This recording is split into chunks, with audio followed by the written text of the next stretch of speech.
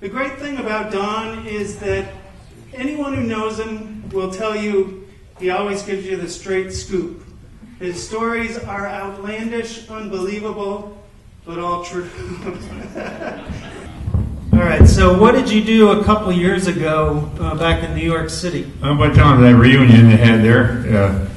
That was in 2010, yeah. That's Don number 26.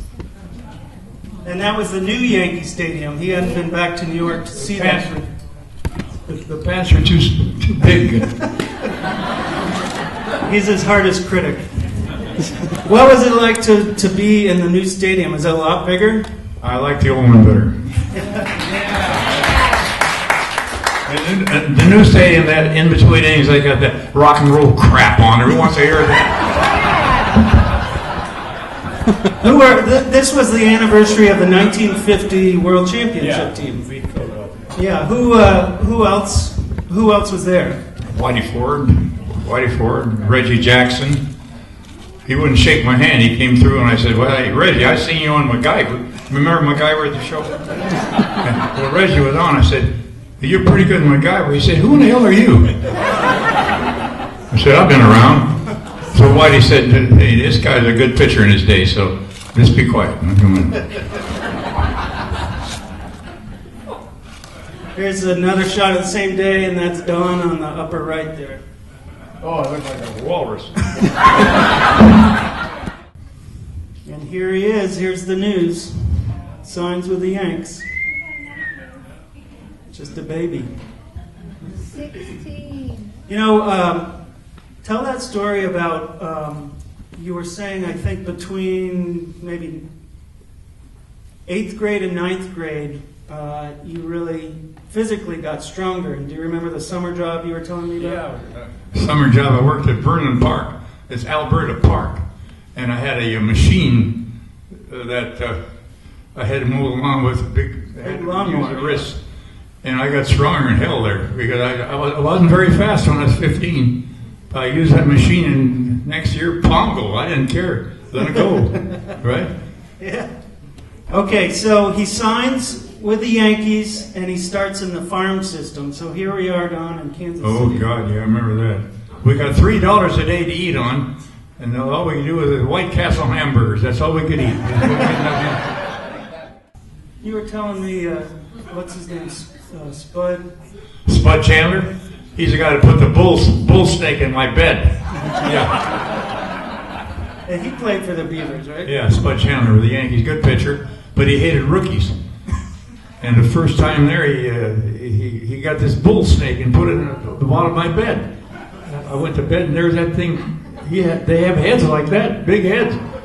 Well, it was going to kill me. Well, I got to New York, and I was supposed to, all the guys were in the hotel in New York, so I was supposed to catch the bus out to the Yankee Stadium the next day, but I got on the D. I missed the bus. I got on the D train, and I got off in Harlem.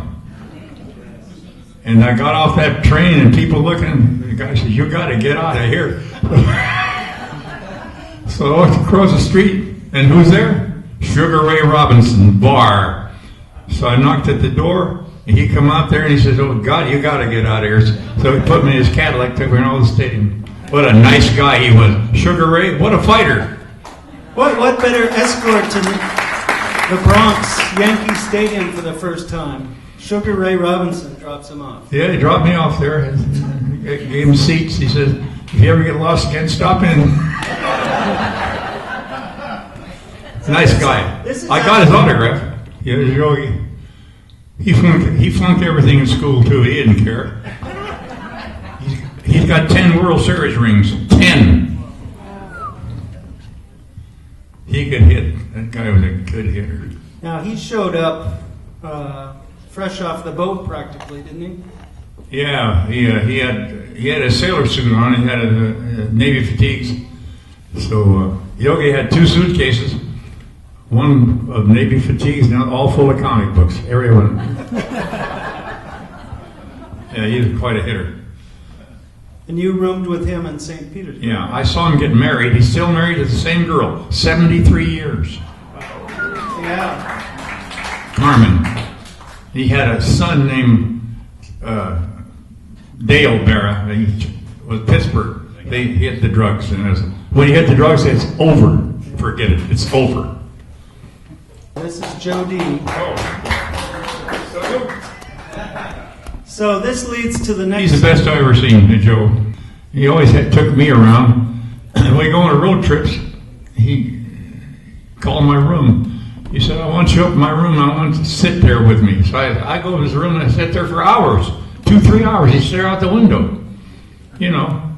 And then we go to a movie. He could not walk on the street. People would completely mob him.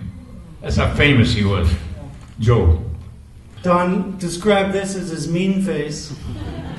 You got to have that as a picture. Well, as a picture, you gotta look mean once in a while. You can't walk out and be a little Lord Fauntleroy, right? You gotta rub back and let it go, you know. Here, hit it. We got an interesting photo here in Havana. Who's that picture? Castro. That's Fidel Castro. And he was a good pitcher. He had good stuff. He played with the University of Havana and also the Havana Sugar Kings in winter ball. So you pitched against him? Oh, yes. I was a good friend of his. Fidel Castro. But things kind of changed. Yeah, when he got into power, put these young kids on the dugout with submachine guns. There are 5 or 6 of them sitting there with a submachine gun. There you are. What are you going to do? I caught the first plane to the States right the next day. I wasn't going to hang around there. No way.